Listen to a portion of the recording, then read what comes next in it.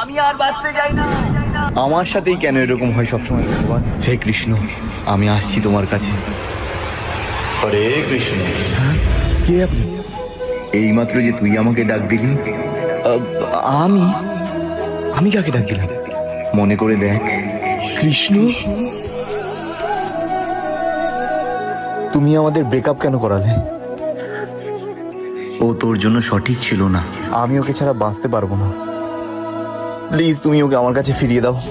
আচ্ছা, আমাকে একটা কথা বল, তোদের এই ভালোবাসা কতদিনের? 1 বছরের। তাহলে 1 বছর আগে তুই কি নিয়ে বাঁচতিস?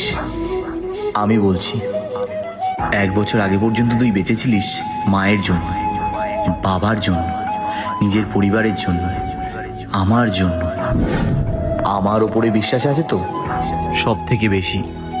তাহলে মনে রাখিস, তোর জীবনে সঠিক সময় সঠিক মানুষকে আমি নিজে নিয়ে আসবো। এনে খা। হ্যাঁ, কি এটা? এটা আজ তোর জন্মদিন উপলক্ষে তোর মা আমাকে অনেক কিছু ভোগ দিয়েছিল, আমি তার মধ্যে থেকে একটা নিয়ে এসেছি। কখনো চিন্তা করবি না, সব সময় আমি তোর পাশে আছি। Happy birthday. কিন্তু কৃষ্ণ, হ্যাঁ